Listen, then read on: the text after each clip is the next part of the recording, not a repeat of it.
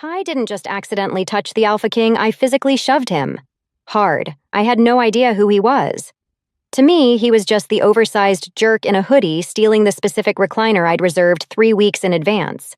In my defense, I hadn't slept in 48 hours, and I really needed to see this movie. So when he refused to move, I didn't back down. I didn't apologize. I planted my feet, grabbed his massive shoulders, and tried to launch him out of the chair. Big mistake. He didn't budge an inch. Instead, he laughed, a dark, rumbling sound that vibrated through the floorboards, and wrapped a hand around my wrist. Before I could scream, he yanked me down, spinning me until I landed squarely between his thighs. I expected him to kill me. Instead, he tightened his grip on my waist and whispered the words that ruined my life. Comfy? Welcome back to the Stacks at Raven's Library. Before we dive into today's story, I want to hear from you.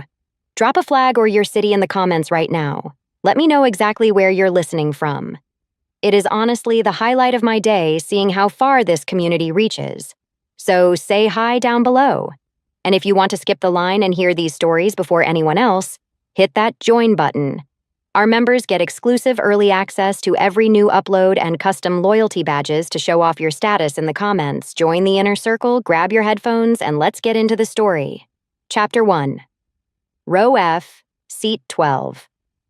I didn't just ask him to move. I planted my feet, gritted my teeth, and shoved him with both hands. It was like trying to shove a mountain. A very warm, very solid, very expensive-smelling mountain. Buddy, I'm going to give you exactly 3 seconds to get your ass out of my recliner. I snapped, my hands still pressed against the dark fabric of his hoodie. I booked this seat. I have the confirmation email, I have the QR code. I have a migraine the size of Texas and 0 patience for seat stealers. The man didn't flinch. He didn't even look up from his phone. He just sprawled there, his legs stretched out so far they practically reached the next row, taking up enough space for 3 normal-sized humans. The theater was dimly lit, the trailers already rumbling on the screen, casting flickering blue light over his sharp jawline. There are 200 other seats in this theater, he said. His voice was a low, bored rumble that seemed to vibrate in the air between us. He sounded like a man who hadn't been told no since he was in diapers. Pick one. I don't want another seat, I hissed, my voice rising. A few people in the back rows shushed me, but I didn't care. I was a beta wolf running on caffeine and spite.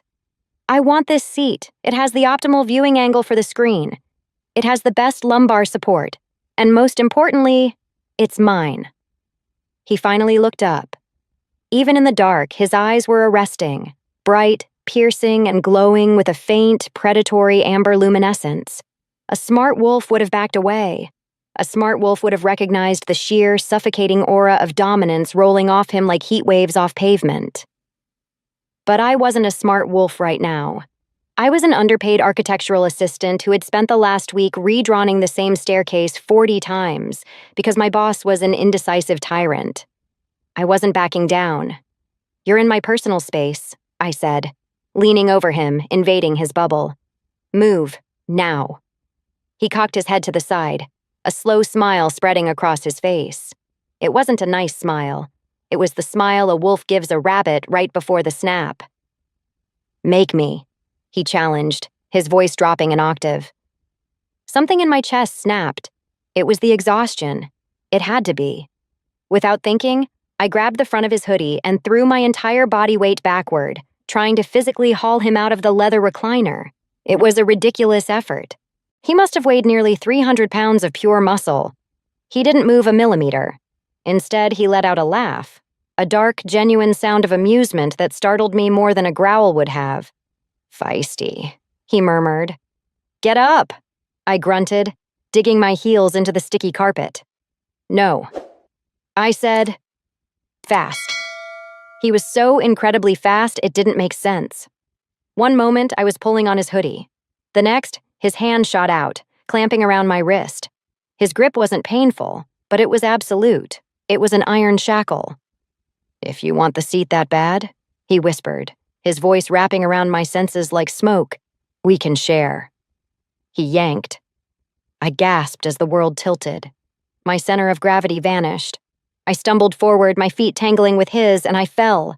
I braced for the impact of the hard armrest, but I never hit it. I landed on him. My hips slammed into his rock-hard thighs. My hands instinctively slapped against his chest to steady myself, feeling the wall of muscle beneath the cotton. I was straddling him. In the middle of a public theater. I froze, my heart hammering against my ribs like a trapped bird. The scent of him hit me then.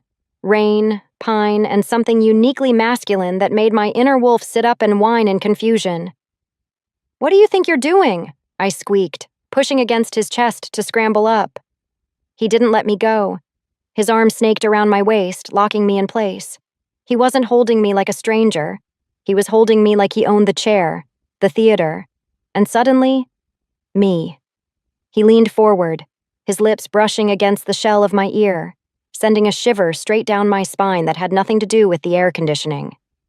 "You're the one who insisted on this seat," he murmured, his breath hot against my skin. "Get comfortable, little wolf. The movie is starting." Chapter 2. The Escape. For 3 heartbeats, I didn't move. I couldn't. My brain had short-circuited. Logic told me to scream, to scratch, to knee him in the groin and run for the exit. But biology? Biology was betraying me in the worst way possible. My inner wolf wasn't snarling, she was purring. She was currently rolling onto her back and offering her belly to the predator, holding us hostage. The heat radiance coming off him was intoxicating, a physical weight that seemed to seep through my jeans and straight into my bloodstream. His hand was large, warm, and possessive on my hip, his thumb tracing a slow, idle circle against the fabric of my shirt. It was the casual arrogance of the gesture that snapped me back to reality. He wasn't threatened by me. He was petting me. "Let go," I gasped, finally finding my voice. It came out breathless and embarrassingly shaky. "You're the one who jumped me," he countered, his voice dripping with dark amusement. His amber eyes were glowing in the semi-darkness, watching my flushed face with an intensity that made my skin prickle. "I'm just enjoying the view." "I did not jump you. I tripped, because you pulled me." I shoved against his chest with both hands, harder this time. He let out a low chuckle, the sound vibrating directly against my thighs, but he finally loosened his grip. I didn't wait for permission. I scrambled backward, my movements frantic and ungraceful. My knee clipped the armrest, my foot got tangled in his long legs, and I nearly face-planted into the row of seats in front of us. "Easy," he said, reaching out as if to steady me again. "Don't touch me," I yelped, swatting his hand away. I looked like a deranged woman, hair messy, eyes wide, breathing like I'd just run a marathon. "Keep your stupid seat. I hope you choke on your popcorn." I turned and bolted. I didn't walk. I ran. I sprinted up the aisle, ignoring the annoyed "hey" from other moviegoers as I blocked the screen. I burst through the double doors and into the lobby, nearly taking out a cardboard cutout of the lead actor. My heart was thundering in my ears so loudly I could barely hear the lobby music. I didn't stop until I was outside, gulping down the cool night air. I patted my pockets to check for my phone. Empty. My stomach dropped through the floor. My bag. I had swung it over my shoulder, but the clasp was loose. I checked the main pocket. My phone was there, but my wallet, my sad faux leather wallet containing my ID, my debit card, and my punch card for free coffee, was gone. It must have fallen out when I did my acrobatic tumble into the giant's lap. "No, no, no," I groaned, leaning against a brick wall. There was no way I was going back in there. I would rather cancel my cards and live off rainwater than face that man again. I walked the 10 blocks home, fuming the entire way. By the time I unlocked my apartment door, I had convinced myself he was just some rich, entitled alpha with a steroids problem. I kicked off my shoes, grabbed a bag of chips, and turned on the TV to drown out my humiliation. The local news was on. The anchor looked excited. In a surprising turn of events, King Torrin of the Continental Pack was spotted this evening in downtown, apparently attending a public film screening. Security footage shows the Alpha King entering the Cinema Deluxe alone. The screen flashed to grainy footage of a tall, broad-shouldered man in a black hoodie walking into the theater. The same black hoodie I had grabbed, the same broad shoulders I had tried to shove. The chip fell out of my mouth.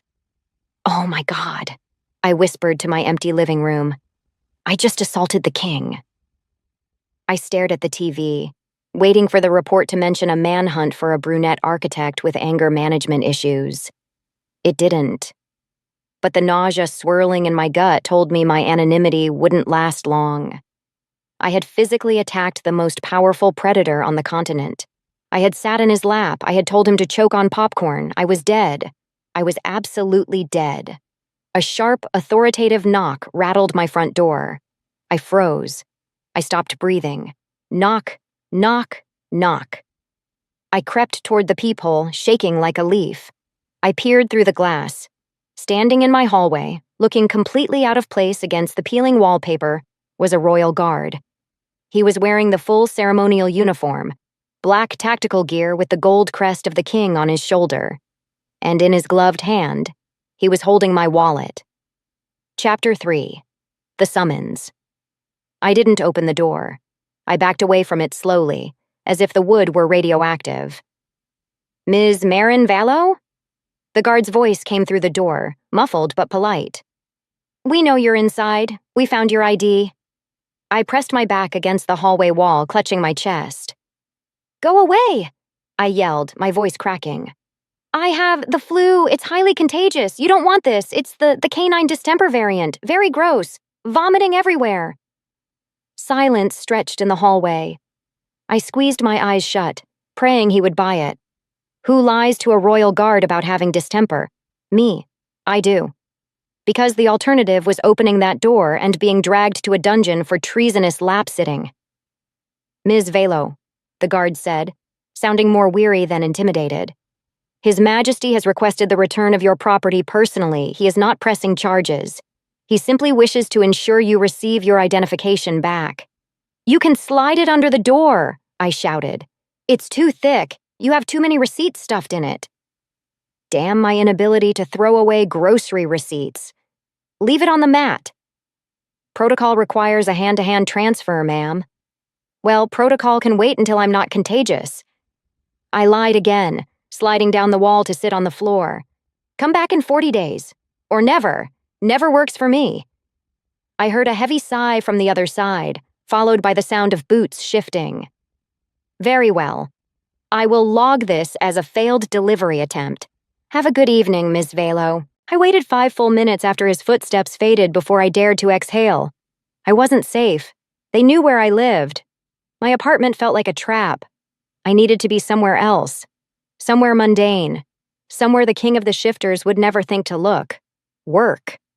I scrambled up, threw on a fresh set of clothes, pulled a beanie low over my eyes, and sneaked out the fire escape window. I took 3 different buses, doubling back twice, acting like a spy in a B-movie until I reached the crumbling brick building that housed Jenkins Associates Architecture. It was 2 a.m., but I had a key. I let myself in, relishing the smell of stale coffee and old blueprints. This was my sanctuary. No alphas, no kings. Just me and my drafting table. I worked through the night, fueled by panic and bad vending machine espresso. By the time the sun came up and my colleagues started trickling in, I looked like a zombie, but I felt safer. The king had a kingdom to run. He had treaties to sign and wars to avoid. He wasn't going to chase down a random woman who shoved him in a movie theater. He had probably forgotten about me already. At 9:00 a.m., my boss, Mr. Jenkins, a nervous balding man who sweat when the phone rang, burst out of his office. He looked pale. Ghostly pale. Marin, he squeaked, his voice pitching high. Someone is here to see you. I froze over my blueprints. Who? Just go in, please, before he fires me, or executes me. I don't know. Jenkins looked like he was about to faint. My stomach twisted into a cold knot. Slowly, I stood up. I walked toward Jenkins' office, my legs feeling like lead. I pushed the door open. The office was small, cluttered, and smelled of lemon cleaner. And sitting in the center of it, in Jenkins' cheap, squeaky, ergonomic chair, was him, King Torin. He wasn't wearing a hoodie today. He was wearing a suit that cost more than this entire building. It was charcoal gray, tailored to perfection, stretching tight across the massive shoulders I had become intimately acquainted with last night. He was spinning slowly in the chair, his long fingers idly playing with a plastic stapler like it was a royal scepter. He stopped spinning when he saw me. That slow, predatory smile returned, lighting up his amber eyes.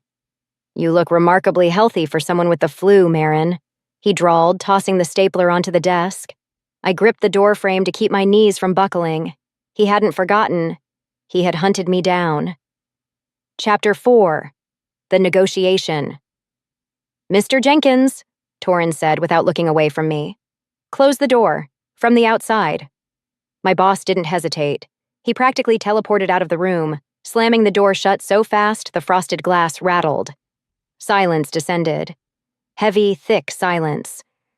The room felt suddenly tiny, the air sucked out by the sheer magnitude of the alpha sitting in the swivel chair.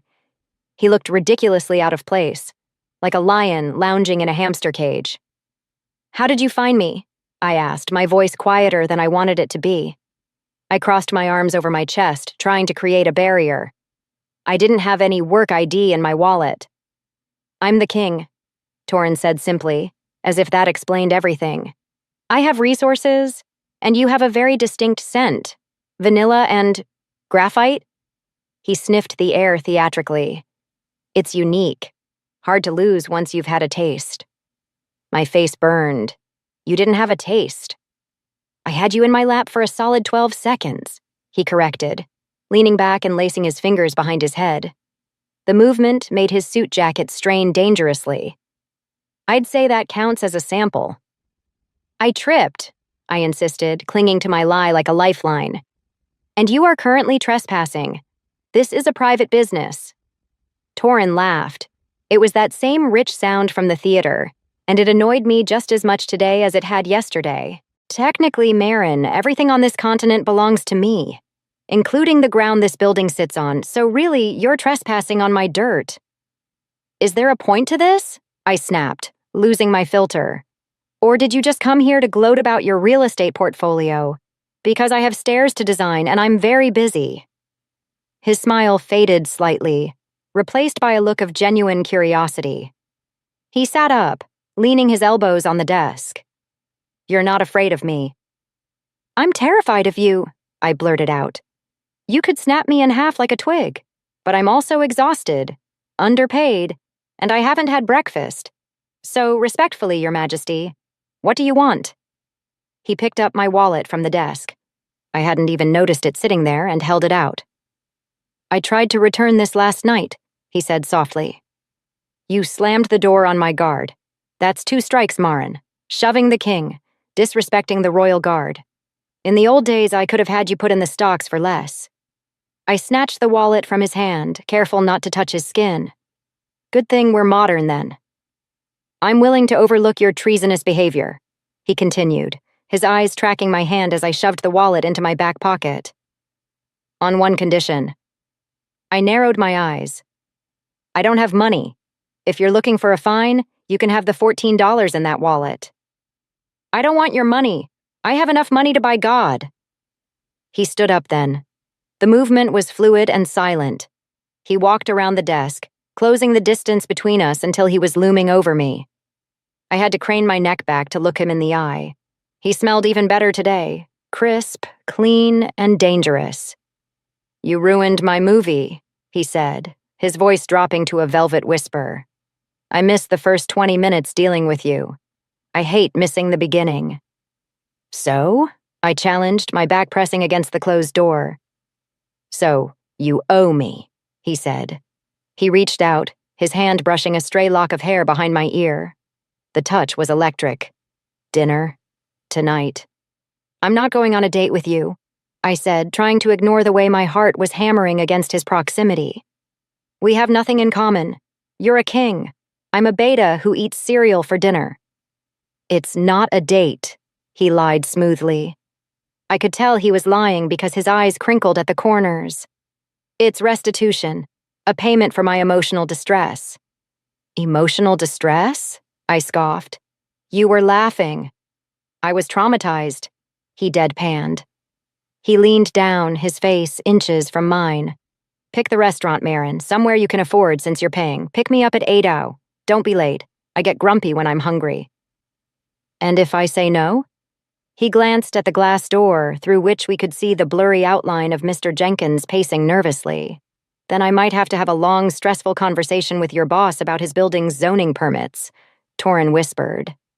I hear the paperwork can take years to sort out. My jaw dropped. You wouldn't. He smirked, backed away, and adjusted his cuffs. 8 Tiaos p.m., Marin. Don't disappoint me. Chapter 5. The Public Eye. I picked Greasy Joe's. It was a calculated insult. Greasy Joe's was a 24-hour diner on the edge of the industrial district that smelled permanently of old fryer oil and regret.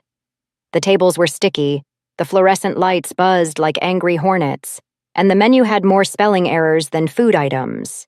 It was the last place on earth you would find a king. I arrived at 7:55 p.m., wearing my oldest jeans and a sweater that had a small bleach stain on the cuff. If he wanted restitution, he was going to get it with a side of lukewarm fries. At 8:00 p.m. on the dot, a sleek black sedan that looked like a spaceship rolled up to the curb. The door opened and Torin stepped out. The diner went silent. Forks froze halfway to mouths. Even the cook in the back stopped scraping the grill. Torin was wearing a navy suit this time, crisp and tailored, with a silk tie that probably cost more than the building we were standing in. He looked around the grime-covered parking lot, his expression unreadable, before his eyes landed on me. He didn't sneer, he didn't wrinkle his nose. He just walked over, his polished shoes crunching on the gravel, and offered me his arm. Charming choice, he noted, his voice smooth. Rustic.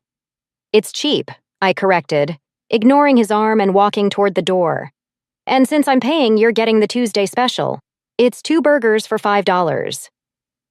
He held the door open for me, ignoring the stunned stares of the truckers inside. We sat in a booth with red vinyl seats that were patched with duct tape. Torin sat down with the grace of a panther, somehow making the cramped, sticky booth look like a throne. So, he said, folding his hands on the table. Tell me, Marin, do you treat all your dates this badly, or am I special? I told you, this isn't a date, I snapped, aggressively opening the plastic-coated menu. This is a hostage situation involving ground beef. He chuckled, and the sound did weird things to my stomach. Over the next hour, I tried my hardest to be unappealing. I ate my fries with my fingers. I complained about my job. I made fun of his tie. But Torin, he just ate the terrible burger. He dipped his fries in the neon yellow mustard, and he listened. He actually listened. He asked about my sketches. He asked why I hated the elevator in my building. He asked why I shoved him in the theater instead of just asking him to move. Because I was tired, I admitted, swirling my straw in my milkshake. And you looked like you owned the place. I hate people who take up space just because they can. Torin wiped his mouth with a paper napkin, looking thoughtful. I do own the place, Marin. I own all the places. It's a hard habit to break. Must be lonely, I muttered, not looking at him. Thinking everything belongs to you. The air shifted. He went still. It is, he said quietly. Until recently. The intensity in his eyes was too much. I checked my phone. We should go. I have work in the morning. He insisted on walking me to the bus stop, despite my protests. But the moment we stepped out of the diner, the world exploded. Flashes, dozens of them. Blind white light erupted from the parking lot. King Torin? Over here. Who is the girl? Is she your mate? Look this way, Your Majesty. Paparazzi. They had found the car. I froze, blinded and terrified. I had never dealt with the press before. They were a pack of hyenas, shouting and shoving cameras in my face. Back up. Torin's voice wasn't smooth anymore. It was a command, a growl that shook the pavement. Before I could react, he moved. He didn't just stand in front of me. He enveloped me. He wrapped one massive arm around my shoulders and pulled me into his chest, burying my face in his suit jacket. He became a human shield, blocking every lens, every question, every pry. Don't look at them, he ordered, his voice rumbling against my ear. Just walk with me. He marched me through the chaos, his body a solid wall of heat and protection. For the second time in 2 days, I was pressed against him, overwhelmed by his scent and his strength. But this time, I didn't push him away. I let him hold me. Chapter 6. New Management. The next morning, my phone vibrated itself off the nightstand. I woke up groggy, reaching for it with one eye open. I had 17 missed calls from my mother, 42 texts from my best friend, and a notification from a news app that simply read, "The King's Burger Queen." I sat up, my heart plummeting into my stomach. I opened the article.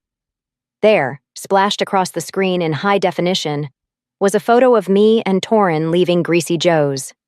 His arm was around me, his face turned toward the cameras in a snarl of protection while my face was buried in his chest. Just my hair and my coat, but the headline was screaming.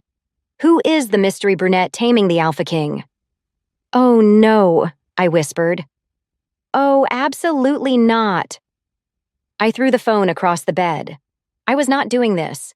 I was not going to be the flavor of the week for the tabloids. I was an architect. I was a professional. I was invisible. I decided on the only mature course of action. I ghosted him. I blocked the number that had texted me the night before. Get home safe? T. I took a different route to work. I wore a hat. For 5 days, I lived like a fugitive. I ignored the flowers that showed up at my apartment. I donated them to the neighbor. I ignored the fancy chocolates that appeared on my desk. I ate them, but I was angry about it. I thought if I just ignored him long enough, his royal attention span would wander to something shiny and new. I was wrong. On Monday morning, I walked into the lobby of Jenkins Associates to find chaos. Construction crews were everywhere. Scaffolding was going up. Men in hard hats were hauling drywall. "What is going on?" I asked the receptionist, who was currently fanning herself with a memo. "New management," she whispered, eyes wide. "The whole building was bought out on Friday. Cash offer, double market value." My stomach dropped. I knew. I knew before I even asked. "Where is the new owner?" I demanded. "Top floor, Mr. Jenkins' old office." I didn't wait for the elevator. I took the stairs, storming up 6 flights fueled by pure, unadulterated rage. I marched down the hallway, ignoring the under-renovation signs, and threw open the door to the main office. Torin was there. Of course he was there. He was standing by the window looking out at the city skyline. He turned as I entered, holding a roll of blueprints. He didn't look surprised. He looked satisfied. "You blocked my number," he said, skipping the hello. "You bought my building," I shouted, throwing my hands up. Who does that? Who buys an entire 6-story commercial property just because a girl won't text them back? "I told you," Torin said calmly, walking toward me. "I was worried about the elevator. It's a safety hazard. As the new landlord, I have a duty of care to my tenants." "You are insane," I seethed, poking him in the chest. "You can't just buy my life, Torin. I am not one of your subjects you can move around like a chess piece. I am a person. I have boundaries." "I respect boundaries," he said, capturing my poking finger in his hand. His skin was warm, his grip gentle but firm. "That's why I bought the building, Marin, so I could come to you without you having to come to the palace. I'm meeting you halfway." Buying my workplace is not halfway. It's stalking with a real estate portfolio. He stepped closer, invading my space again. That magnetic pull was back, stronger than ever. "You were hiding from me. I don't like it when you hide. I like it when you shove." "I am going to shove you out a window," I threatened, though my voice lacked heat. "Try it," he whispered, a smirk playing on his lips. "But first, we need to inspect the facilities. The elevator specifically." He didn't give me a choice. He took my hand and led me out of the office toward the metal doors of the elevator I hated so much. Chapter 7. Stuck with the King. "I am not getting in that death trap with you," I protested as Torin pressed the call button. "I had the technicians look at it this morning," he lied. I knew he was lying because he didn't even blink. "It's perfectly safe." The doors slid open with a groan. The interior was small, lined with scratched metal and flickering fluorescent lights. It was the perfect size for a panic attack. Torin stepped in and held the door. He raised an eyebrow. "Are you scared, Marin? I'm right here." That was exactly why I was scared.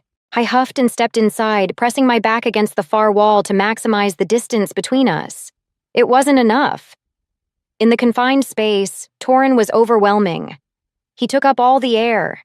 He pressed the button for the lobby. The doors slid shut, sealing us in. The elevator jolted downward. 1 floor, 2 floors. Clunk. The car shuddered violently and stopped dead. The lights flickered once, twice, and then died, plunging us into pitch blackness. "You have got to be kidding me," I groaned in the dark. "You said you had it fixed." I might have said that. Torin's voice came from the darkness, sounding entirely too calm. Or I might have told the maintenance crew to pull the breaker if they saw us get in. I gasped. "You sabotaged the elevator? Are you 5 years old?" "I needed you to listen," he said. I heard him move, the rustle of expensive fabric, the scent of pine and rain getting closer. "You're so busy running away, Marin. You never stop to ask why I'm chasing you." "I know why," I said, my heart hammering against my ribs. "Because I'm the only person who doesn't treat you like a god. It's a novelty. You're bored, Torin, and I'm just different." "Is that what you think?" His voice was right in front of me now. I could feel the heat radiating off him. I pressed myself flatter against the cold metal wall, but there was nowhere to go. "It's the truth," I whispered. "No," he growled. A hand planted on the wall next to my head, then the other hand on the other side. He had me caged in the dark. "I'm not bored, Marin. I was bored for 10 years. Then a woman with a sharp tongue and a terrible taste in movies shoved me into a chair, and for the first time in a decade, I felt awake." He leaned in. I couldn't see him, but I could feel his breath on my lips. "I don't want a novelty," he murmured. "I want the fight. I want the fire. I want you to look at me and tell me no again, just so I can convince you to say yes." My breath hitched. The air in the elevator was getting hot, suffocatingly intimate. My body was betraying me again, leaning toward him, wanting to close that tiny gap. "Torin," I breathed, a warning that sounded too much like an invitation. "Tell me to stop," he challenged, his nose brushing against mine. "Shove me again, Marin, I dare you." I raised my hands to his chest. I meant to push him. I really did. But instead, my fingers curled into his lapels, pulling him closer. He groaned, a low vibration that went straight to my core. He tilted his head, his mouth hovering millimeters from mine. Screech. With a metallic shriek that sounded like a dying banshee, the elevator doors were pried open by a crowbar. Light flooded the car. "Fire department!" a voice bellowed. We sprang apart like guilty teenagers. I blinked in the harsh light of the hallway, spotting a firefighter, 3 construction workers, and, standing right behind them with a look of pure venom, Lady Vane, the highest-ranking socialite in the pack, staring directly at me. Chapter 8. The Debutante's Attack. The sudden influx of light was blinding. I threw my hand up to shield my eyes, stumbling out of the elevator and straight into the chest of a very confused firefighter. "Are you injured, ma'am?" he asked, looking from me to the king of the shifters, who was currently adjusting his cuffs as if he hadn't just been trying to seduce me in a suspended metal box. "I'm fine," I squeaked, smoothing down my shirt, which was definitely wrinkled from Torin's grip. "Just oxygen deprived." "Check the cables," Torin ordered the crew, his voice switching instantly from lover to leader. "And get a structural engineer in here within the hour." Before I could say anything, a wall of security descended. 2 guards flanked Torin, murmuring about security protocols and medical evaluations. He looked back at me, his eyes promising that our conversation wasn't over, but the crowd surged, physically separating us. I was pushed to the side, right next to a potted fern and Lady Vane. I recognized her from the tabloids. She was the daughter of the Southern Alpha, a woman whose skin looked like it had been airbrushed by God, and whose outfit cost more than my college tuition. She was looking at me with the kind of pity usually reserved for roadkill. "You must be Marin," she said. Her voice was light, musical, and laced with arsenic. "That's me," I said, trying to summon my usual snark, but feeling painfully underdressed in my dusty work clothes. Vane stepped closer, invading my personal space in a way that felt far more hostile than Torin ever had. She reached out and picked a piece of lint off my shoulder. "It's adorable," she cooed. "Really? It's been so long since Torin had a hobby." I swatted her hand away. "I'm not a hobby. I'm an architect. I work here." "Of course you do," she smiled, showing too many teeth. "Look, darling, I'm going to do you a favor because I'm a nice person. Torin is bored. He's been surrounded by yes men for 10 years. You're a novelty. You're the little beta who shoved him. It's funny. It's quaint. But don't mistake amusement for affection." My stomach tightened. "You don't know what you're talking about." "Don't I?" She gestured toward the group of suits surrounding Torin. "He is a king. Kings marry queens. They don't marry the help. Enjoy the ride, Marin. Let him buy you a nice car. Maybe pay off your loans. But don't think for a second that you're anything more than a palate cleanser before the main course." I looked over at Torin. He was speaking to his head of security, but then he turned. Lady Vane waved at him, a small, intimate flutter of fingers. Torin nodded at her. A sharp, affirmative nod. It looked like agreement. It looked like they had a code I wasn't part of. The heat in my chest turned to ice. She was right. Of course she was right. I was delusional. I was playing house in an elevator with a man who owned the country, thinking that because he liked my sass, he actually liked me. "Excuse me," I muttered, pushing past her. "Run along, sweetie," Vane called after me. "And try not to shove anyone on your way out." I didn't run. I walked. I walked straight out the front doors, past the construction crew, and down the street. I didn't look back. I felt foolish, small, and incredibly stupid. I deleted his number from my phone before I even reached the bus stop. Chapter 9. The cold shoulder. The problem with ghosting a king is that he is everywhere. He is on the news. He is on the currency.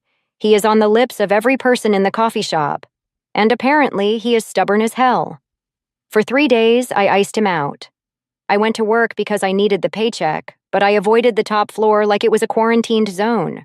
When gifts arrived, a set of diamond-encrusted drafting pens, a bouquet of lilies the size of a shrub, a literal espresso machine delivered to my cubicle, I sent them all back to the landlord's office with a sticky note attached. Return to sender. On Wednesday, he tried to corner me in the break room. "Marin," he said, standing in the doorway like a thundercloud in a suit. I didn't look up from my microwave oatmeal.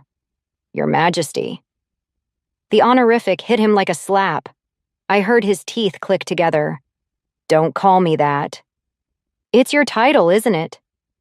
I stirred my oatmeal aggressively. "I'm just showing the proper respect due to a monarch. I wouldn't want to be accused of being a novelty again." I brushed past him before he could respond, leaving him fuming next to the water cooler. It felt like a victory, but it tasted like ash. I missed him. I missed the banter. I missed the way he looked at me like I was the only thing in the room that wasn't gray. But I refused to be a toy. That night, a storm broke over the city. It was a torrential downpour, the kind that rattles windows and floods gutters. I was curled up on my couch in my pajamas, watching a documentary about penguins to avoid thinking about wolves, when I heard a noise. Clang. It came from the window, specifically the fire escape window in my bedroom. I muted the TV. I grabbed the closest weapon I had, a heavy, hardcover book on brutalist architecture, and crept toward the bedroom. Clang. Knock. Knock. Someone was out there, on the 4th floor, in a thunderstorm. I pulled back the curtain, ready to scream. Torin was crouching on the metal grate of my fire escape. He was soaking wet. His hair was plastered to his forehead. His expensive shirt was translucent and clinging to his chest. And he looked absolutely miserable. I unlocked the window and shoved it up. "Are you insane?" I shouted over the rain. "You could slip. It's a 40-foot drop." He looked up at me, water dripping off his eyelashes. He didn't look like a king. He looked like a drowned stray. "You blocked my number again," he yelled back, wiping rain from his eyes. "And security wouldn't let me into your building because apparently I'm on a do not admit list that you wrote." "I told the doorman you were a stalker." "I am the king. I can't be a stalker. You are literally climbing up the side of a building to watch me." He gripped the windowsill, his knuckles white. I'm not watching you. I'm trying to talk to you. Open the screen, Marin. It's freezing out here. Go home. I'm not going anywhere until you tell me why you're treating me like a stranger. He shivered, a visible tremor running through his massive frame. Let me in, or I'm going to catch that flu you lied about, and then the entire kingdom will blame you for the king's pneumonia. I looked at him, shivering, wet, and looking at me with eyes so desperate it made my heart ache. I swore under my breath. If you drip on my rug, I'm shoving you back out, I warned. I unlocked the screen and pulled it up. Torin scrambled through the window, collapsing onto my bedroom floor in a puddle of rainwater and charisma. Chapter 10. The Truth. He looked ridiculous and devastating. He stood up, dripping water onto my cheap laminate flooring, shivering slightly.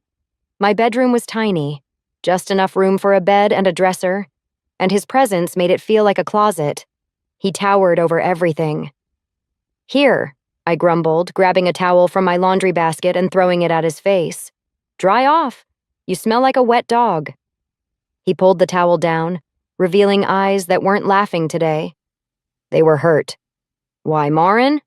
He asked, his voice rough. We were fine in the elevator. Then you walked out and turned into an ice sculpture. I woke up, I said, crossing my arms. I realized Lady Vane was right. His brow furrowed. Vane? What did she say to you? She told me the truth, I said, my voice trembling slightly. That I'm a hobby, a palate cleanser, that you're just bored and slumming it with a beta until you find a proper queen. And you believed her? Why wouldn't I? Look at you, Torin. You're the Alpha King. You have billions of dollars and a pack that worships you. I'm me. I have student loans and a punch card for free coffee. We don't make sense. Torin dropped the towel. He stepped over the wet pile of clothes, closing the distance between us. I backed up until my legs hit the edge of my bed. Is that what you think? He asked, his voice low and dangerous. You think this is a game to me? Isn't it? I countered, tears pricking my eyes. I saw you nodding at her, at the construction site, you and her speaking some secret high society code. I was nodding because she asked if security had cleared the perimeter, Torin roared, the sound filling the small room. I wasn't agreeing with her. I don't even like her. She smells like synthetic roses and desperation. He grabbed my shoulders, not hard but desperate. Marin, listen to me. My life is a boardroom. It's protocols and treaties and people telling me what I want to hear because they're terrified of me. No one touches me. No one jokes with me. No one shoves me. He lowered his head until his forehead rested against mine. He was cold from the rain, but his skin was burning up. You are the only real thing that has happened to me in 10 years. When you shoved me, you didn't see a king. You saw a guy in your seat, that's all I want. I just want to be the guy in the seat next to you. The sincerity in his voice cracked my defenses wide open. My hands came up to rest on his wet chest, feeling the heavy thud of his heart. It was beating fast, just like mine. I'm scared, I whispered. I don't belong in your world, Torin. They'll eat me alive. Let them try, he growled. I'll break the teeth of anyone who looks at you wrong. He pulled back slightly, his amber eyes searching mine. I'm done hiding this, he said. I'm done sneaking around construction sites and climbing fire escapes. I want to claim you. Properly. What does that mean? The PAX Summit Gala is on Saturday, he said. It's the biggest event of the year. Every alpha, every dignitary, every gossip columnist will be there, including Lady Vane. My stomach flipped. Torin, no, I can't. Yes, you can. He gripped my chin, forcing me to look at him. Come with me, be my date. Stand next to me in front of all of them. Let me show you, and them, that you aren't a hobby. And if I don't fit in? If I embarrass you? Then we leave, he promised. We leave, and I'll never ask you to step into my world again, but give me one night. Just one night to prove that you belong there. That you belong with me. He waited, the silence stretching between us, heavy with rain and tension. One night, he whispered. If you still hate me by midnight, I'll sell the building, delete your number, and disappear. Deal? Chapter 11. The Dress. I am not wearing that, I said, pointing a trembling finger at the monstrosity hanging on my living room door. It looks like a disco ball had a baby with a peacock. The stylist Torin had sent, a woman named Alara, who looked like she judged people for a living, sighed. Ms. Velo, this is a distinct creation from the House of Durand. It costs more than your car.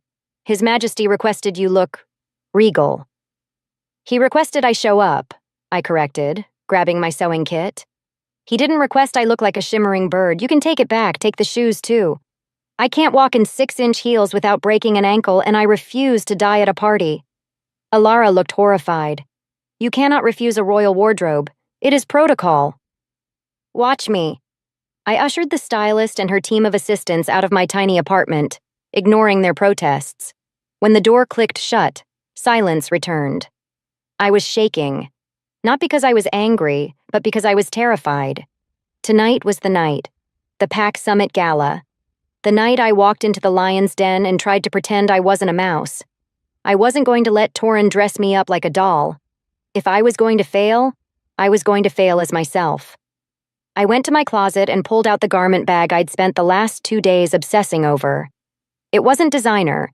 It was a vintage silk slip dress I'd found at a consignment shop, a deep liquid emerald green that shimmered like dark water. It was simple, elegant, and had a dangerous slit up the thigh that I had added myself at 3 a.m. I spent hours getting ready. I curled my hair, painted my lips a dark berry shade, and stepped into the dress. I looked in the mirror. I didn't look like a queen, but I looked like someone who could design a skyscraper. Sharp, clean, real. A knock at the door made me jump. I told you, Alara, I'm not wearing the peacock dress, I shouted. It's just a delivery, ma'am, a courier called out. I opened the door to find a small velvet box sitting on the mat. My heart thudded. Jewelry. Of course, a diamond necklace to mark his territory. I picked it up, ready to be annoyed by the extravagance, and flipped the lid open. There were no diamonds inside. Resting on the black velvet was a small, crumpled piece of paper. I picked it up, confused, until I recognized the faded ink. Admit 1, Love in the Moonlight, Row F, Seat 12. It was his ticket stub from the night we met, the night I shoved him. Underneath, there was a handwritten note on heavy cardstock. Wear whatever you want. I don't care about the dress. I just want the woman who sat in my lap. P.S. Save me a seat. My throat tightened. I stared at the jagged piece of paper, feeling the stinging prick of tears. He had kept it. The Alpha King, who owned continents, had kept a piece of trash because it was from me. I tucked the ticket stub into my clutch like it was a precious gem. I took a deep breath, looked at my reflection one last time, and squared my shoulders. Okay, King, I whispered to the empty room. Let's do this. Chapter 12. The Gala begins. The royal palace was not a building. It was a statement of absolute power. The ballroom was vast, a cavern of gold leaf, crystal chandeliers, and enough fresh flowers to bury a small town. The air smelled of expensive perfume and ozone, the scent of hundreds of powerful wolves packed into one space. I stood at the top of the grand staircase, my hand gripping the marble railing so hard my knuckles were white. Name? The announcer asked, looking bored. Marin Valo, I said, my voice barely audible over the swelling orchestra music. Marin Valo, he boomed, his voice amplified by magic or technology. I couldn't tell. Heads turned. Not all of them, but enough. The whispers started immediately. I could hear them thanks to the acoustics of the room. Is that her? The architect? Look at the dress. Vintage. How quaint. I heard she assaulted him. I kept my chin up. I walked down the stairs, focusing on not tripping. Every step felt like walking into deep water. I reached the floor and the crowd parted around me, leaving a wide, awkward circle of space. No one approached me. They just stared, analyzing me like a specimen in a jar. Then the trumpets sounded. His Majesty, King Torin. The room went silent. The crowd bowed, actually bowed. I stood frozen as the double doors at the far end of the room opened. Torin walked in. He was breathtaking. He wore a black military-style dress uniform with silver braiding, a stark contrast to the tuxedos around him. He looked lethal. He looked royal. He looked nothing like the man who had climbed through my fire escape in the rain. He walked with a predator's grace, his eyes scanning the room, ignoring the bowing dignitaries. He was looking for something. He found me.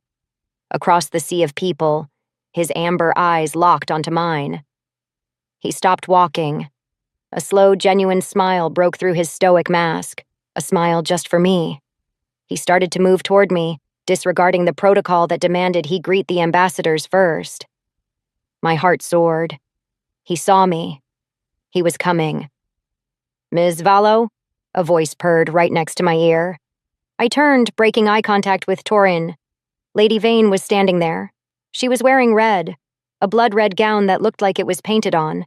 She held a glass of dark Cabernet in her hand. "You actually came," she said, her smile not reaching her cold eyes. "Brave. Or stupid." "Back off, Vane," I warned, stepping back. "I'm not in the mood." "Oh, honey," she whispered, stepping closer. "You don't belong here. Look at you. You're shaking. Torin is just being kind, but you're embarrassing him. You're a stain on this evening." "The only stain here is your personality," I shot back. "Is that so?" She didn't stumble. She didn't trip.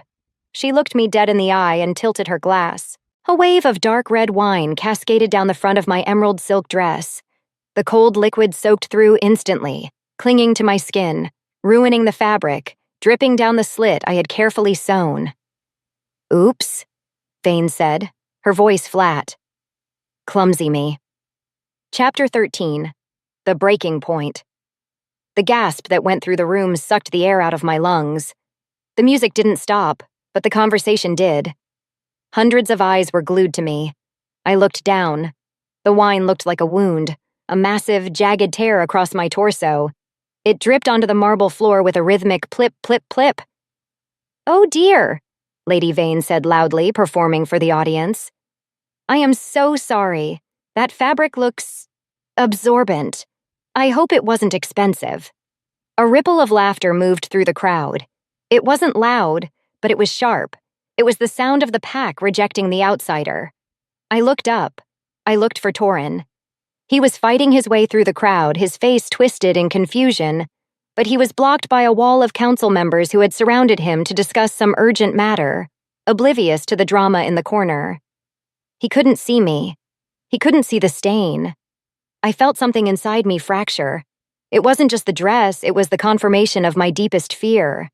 I didn't belong here. I was a novelty. I was a target. And no matter how much Torin wanted me, his world would never accept me. I would always be the girl covered in wine while the queens laughed. "You win," I whispered to Vane. Her smile sharpened. "I always do. Go home, little wolf, before you make a bigger mess." I didn't scream. I didn't slap her. I didn't cause a scene. I just turned around. "Ms. Valo?" a waiter asked as I brushed past him. I ignored him. I walked fast, my wet dress clinging to my legs, cold and heavy. I pushed through the heavy doors, past the confused guards and out into the cool night air. The silence outside was deafening. I fumbled for my phone with shaking hands. I needed to leave. I needed to disappear. But first, I needed to end it. I pulled up Torin's contact. I didn't type a paragraph, I typed 2 sentences. "You can have your seat back, I don't fit in yours." I hit send. Then I threw my phone into the fountain in the courtyard. Inside the ballroom, the head of the council was tapping a microphone on the dais. "Your Majesty," the councilman droned. "If we could begin the opening remarks?" Torin stood at the podium, looking distracted. He was scanning the crowd, his brow furrowed. He tapped his pocket, feeling the vibration of his phone. He pulled it out, likely expecting a security update. He looked at the screen. The color drained from his face. The phone slipped from his fingers, clattering loudly onto the podium, the sound echoing through the speakers like a gunshot. "Your Majesty?" the councilman asked, alarmed. Torin didn't answer. He didn't look at the councilman. He looked at the empty spot where I had been standing. Then, The king of the Continental Pack did the unthinkable. He didn't excuse himself. He didn't walk. He vaulted off the 4-foot stage, landing in a crouch, and took off sprinting toward the exit, shoving a duke into a chocolate fountain on his way. Chapter 14. The Chase. I didn't have a phone to call a cab, and I was too proud to ask the doorman for help. So I walked. I marched down the long, winding driveway of the palace, my heels clicking rhythmically against the cobblestones. The night air was biting, cutting through the damp silk of my dress, chilling the wine stain against my skin until it felt like a brand. I hugged my arms around myself, shivering violently, but I refused to stop. I just wanted to get to the main road, flag down a bus, and go back to my apartment where the only kings were on playing cards and the only stains were from my own clumsiness. Marin! The roar came from behind me. It wasn't a polite call, it was a raw, desperate bellow that tore through the quiet night. I didn't turn around. I walked faster, my breath hitching in my throat. Marin, stop! Heavy footsteps pounded against the pavement. Fast, inhumanly fast. I heard the scuff of leather soles on stone, the heavy panting of a runner pushing himself to the limit. I made it as far as the iron gates before he caught me. A hand, warm, large, and trembling, wrapped around my upper arm. He didn't yank me, he anchored me. I spun around, momentum carrying me into his chest. Torin looked wrecked. His pristine military jacket was unbuttoned at the top. His hair was wild, and his chest was heaving. He looked like he had run through a wall to get to me. Let go, I choked out, trying to pull my arm free. Go back to your party, Torin. Your guests are waiting. To hell with the guests, he growled, refusing to release me. His eyes frantically scanned my face, then dropped to my dress. He saw the dark, spreading stain of the red wine. His jaw tightened so hard I thought a tooth might crack. Who did this? Does it matter? I laughed bitterly, the sound brittle in the night air. It's just a dress, Torin. It's just a silly dress on a silly girl who thought she could play dress-up. It matters, he said, his voice dropping to a terrifyingly low pitch. Did Vane do this? She did me a favor, I whispered, tears finally spilling over. She reminded me of where I belong. Look at me, Torin. I'm soaking wet. I smell like a winery, and I'm walking home because I threw my phone in a fountain. I am a disaster. You need a queen. You need someone who doesn't trip into laps and get bullied by socialites. I tried to shove him away, a weak echo of the shove that had started this whole mess. Go back inside, please. No. Torin. I said no. He stepped closer, eliminating the space between us. He didn't care about the wine transferring to his expensive uniform. He grabbed my face between his hands, forcing me to look at him. His thumbs brushed away the tears on my cheeks. You think I care about the dress? He demanded, his eyes burning into mine. You think I care about protocol? Marin, I spent 10 years sitting in that room feeling absolutely nothing. I watched you walk out those doors and I felt like I was suffocating. If you're not in there, I don't want to be there. I can't go back in, I sobbed, my resolve breaking. Everyone saw. They're laughing at me. Let them laugh, Torin said darkly, and then watch me silence them. He released my face and bent down. Before I could process what he was doing, he swept his arm behind my knees and the other around my back. He lifted me effortlessly into the air, cradling me high against his chest. Torin, put me down! I gasped, clutching his shoulders for balance. I am heavy. You can't carry me all the way back. I could carry you across the continent if I wanted to, he grunted, turning back toward the palace. But right now, I'm only carrying you to the throne. I'm stained, I hissed, trying to hide my face in his neck. I look like a mess.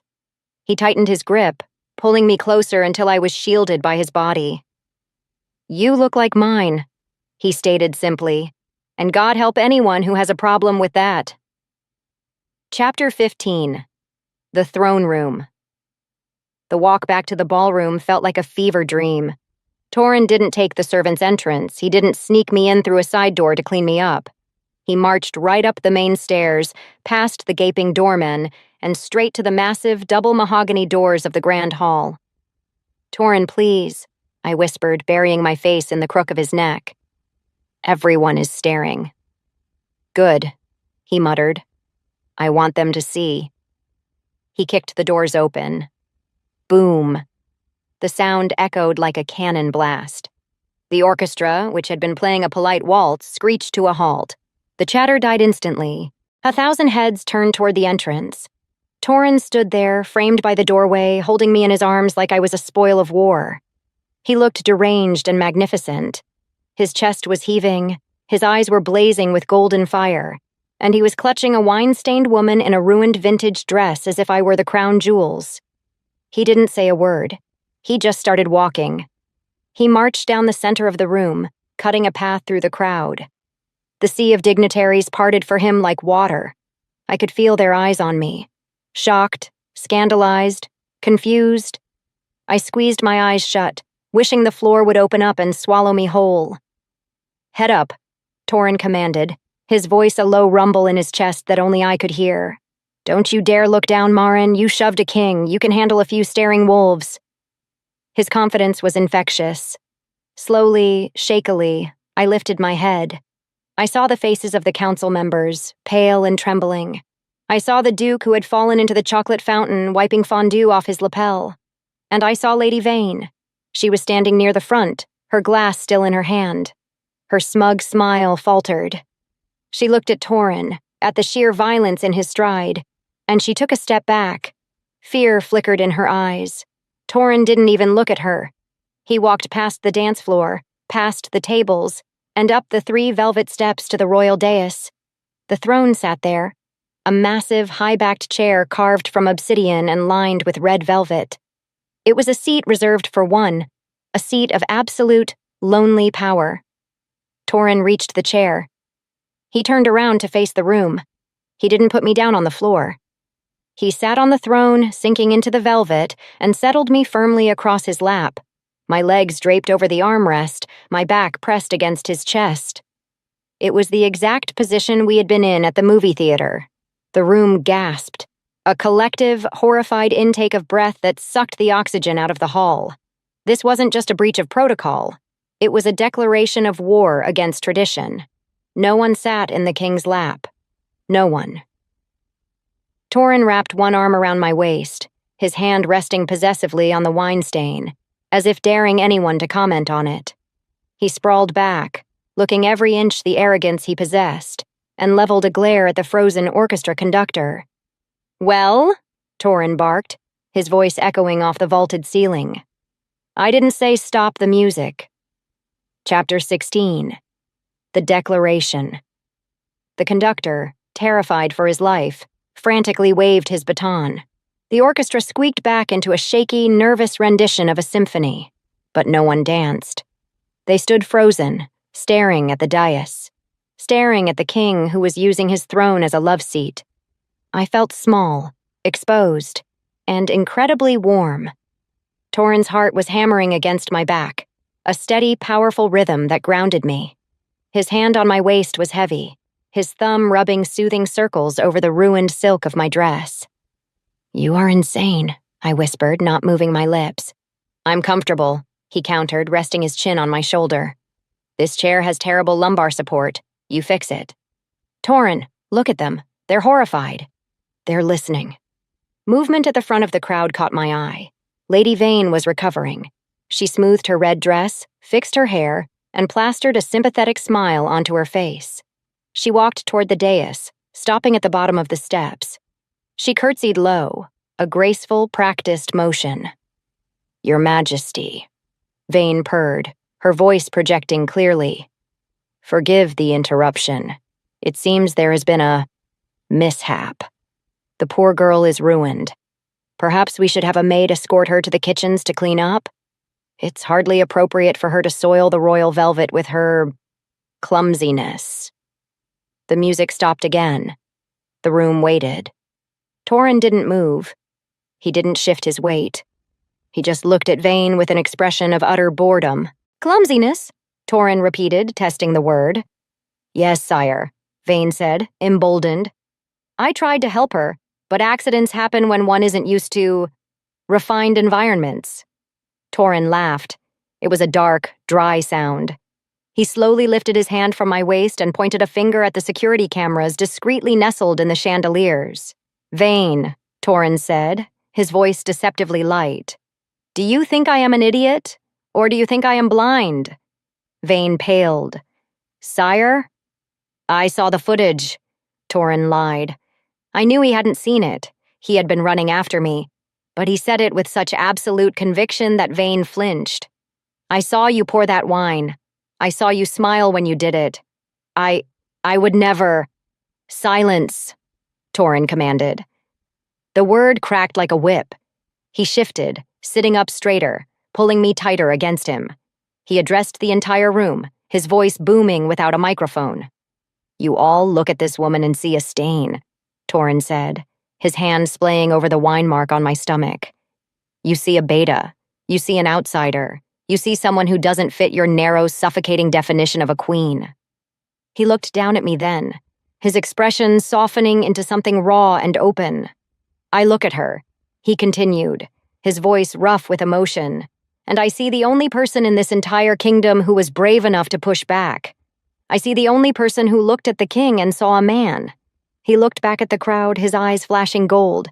She is not a stain, she is not a mistake, and she is certainly not leaving. He stood up then, lifting me with him as if I weighed nothing. He set me down on my feet, but he didn't let go. He turned me to face him, ignoring the audience entirely. Maren, he said softly, I told you that if you still hated me by midnight, I would let you go. He glanced at the massive clock on the wall. It was 11:58 p.m. It's almost midnight, he whispered, searching my eyes. Tell me to leave, and I will. Tell me you don't want the seat, and I'll never ask again. I looked at him. I saw the arrogance, yes. But I also saw the loneliness. I saw the man who ate a greasy burger with me. I saw the man who climbed a fire escape in the rain. I saw the man who had just declared war on his own court to defend my honor. I smiled, reached up, and grabbed the lapels of his uniform. You're in my seat, Torin, I whispered. He grinned, a wicked, dazzling thing. Make me move. I didn't shove him this time. I pulled him down. I kissed him.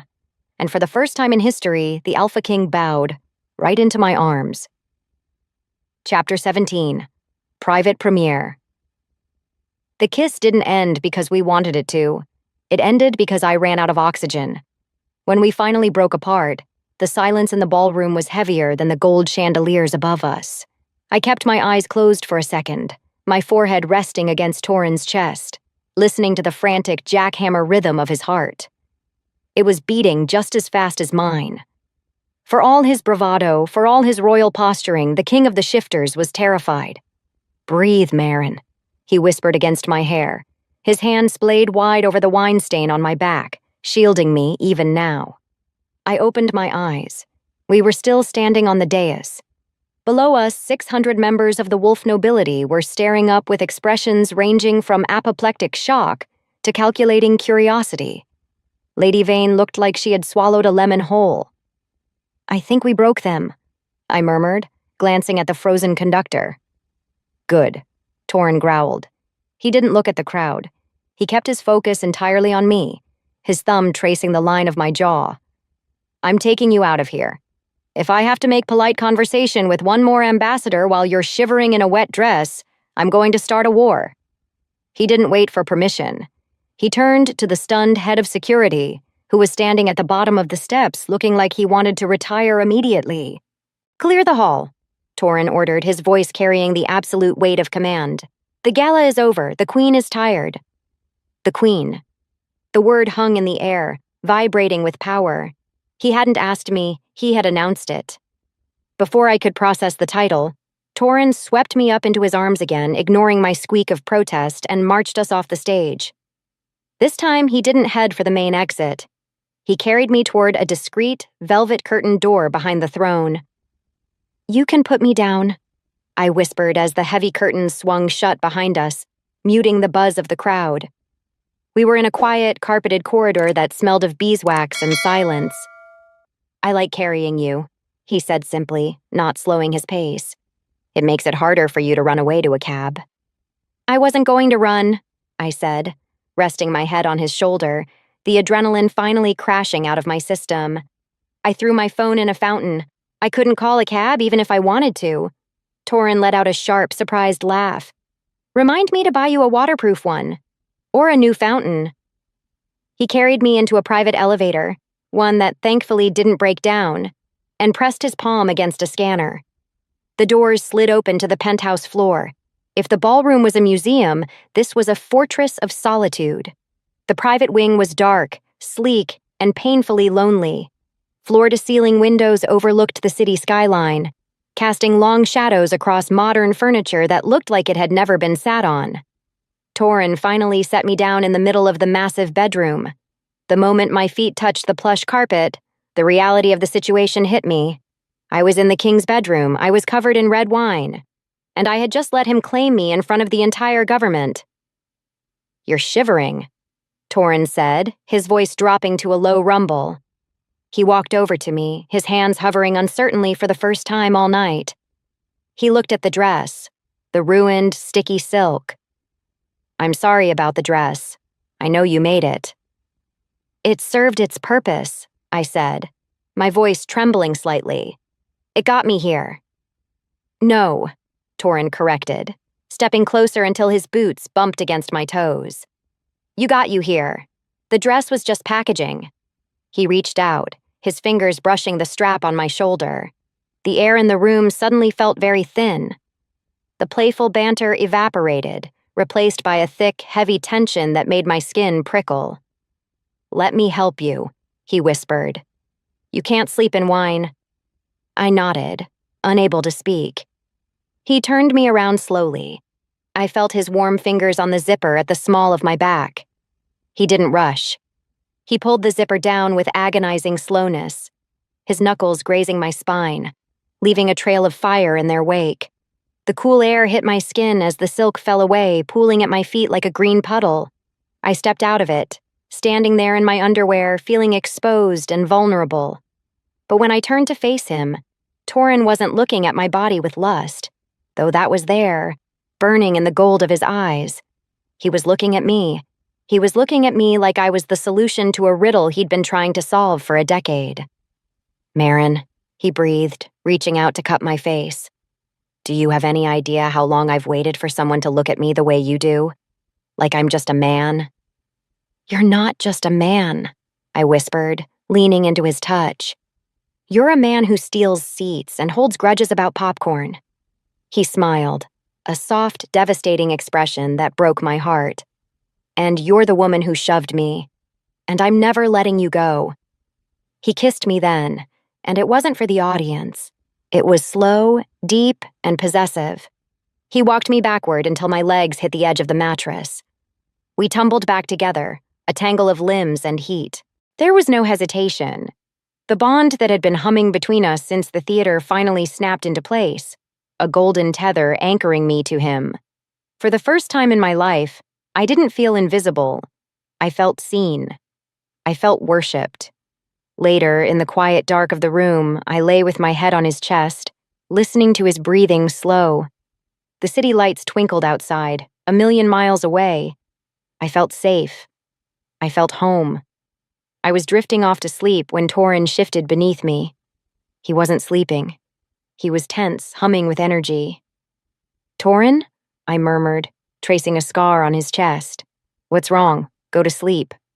He caught my hand, pressing a kiss to my palm. He sat up, checking the digital clock on the nightstand. It read 4:15 a.m.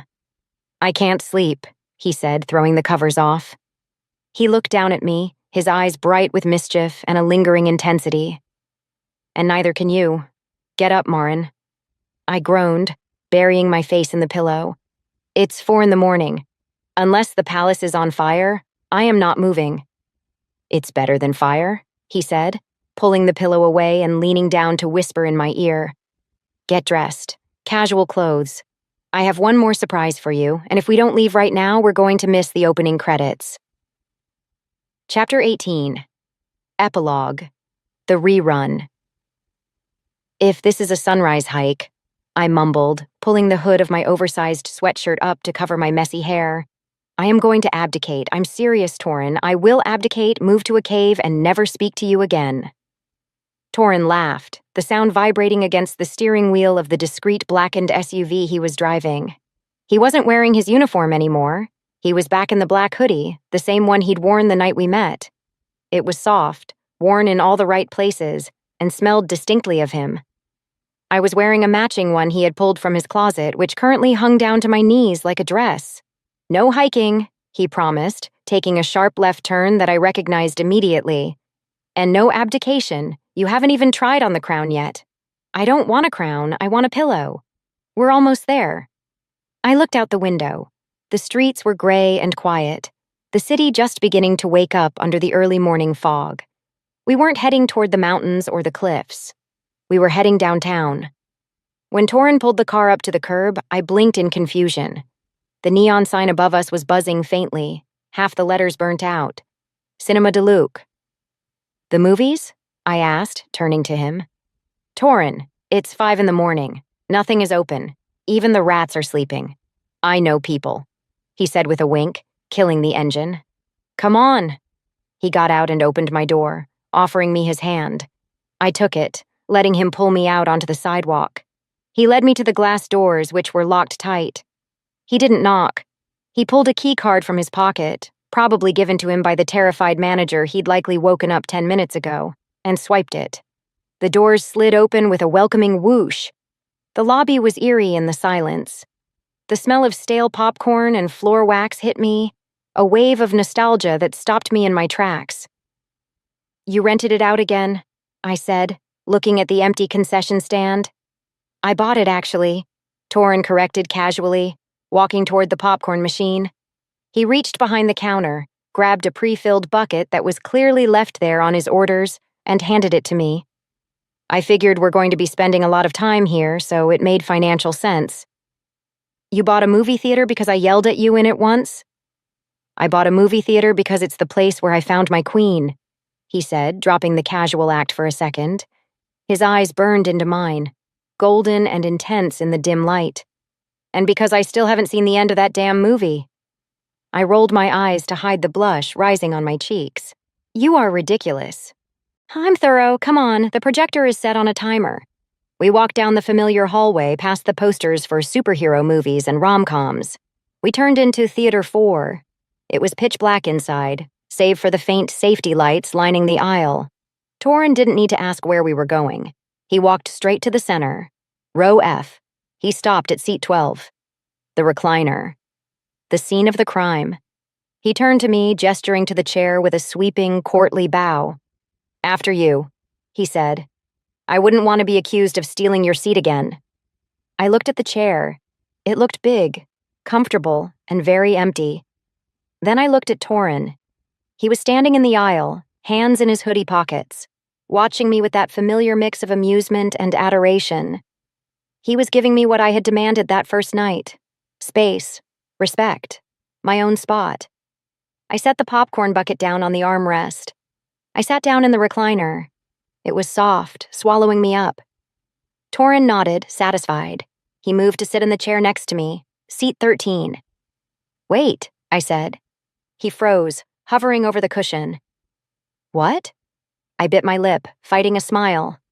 "Actually, I don't like this view." Torin frowned, looking at the screen, which was perfectly centered. "It's the optimal viewing angle. You said so yourself." "The angle is fine," I said, "but the company is too far away." I patted my lap. Torin went still. His eyes widened slightly, the gold flaring bright in the darkness.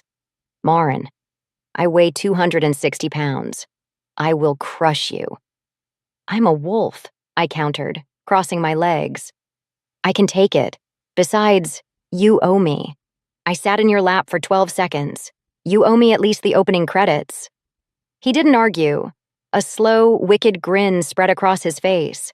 He stepped into the row, moving with that predatory grace that always made my breath hitch. He turned and sat down, carefully bracing his weight on the armrests so he wouldn't actually crush me, but settling enough that I felt the heavy, solid warmth of him covering me like a blanket. He was huge. He blocked out the screen. He blocked out the world. He wrapped his arms around me, burying his face in the crook of my neck, inhaling deeply. "Comfy?" I whispered, echoing his words from that first night. He chuckled, the sound vibrating through my chest. He kissed the sensitive spot behind my ear. Perfect, he murmured. The projector flickered to life. The screen lit up with the opening scene of Love in the Moonlight. Hey, I said, tapping his shoulder. You're blocking the movie. You're in my seat. Torin didn't move. He just held me tighter. No, I'm not, he whispered against my skin. I'm exactly where I'm supposed to be. Quick favor, don't go anywhere yet. If you thought shoving a king was bold, the next story is completely unhinged. She mistakes the alpha for a broken animatronic and literally pulls his tail. He roars, "That's not a costume." And it is pure chaos. Click the video on your screen right now. Trust me, you do not want to miss this one.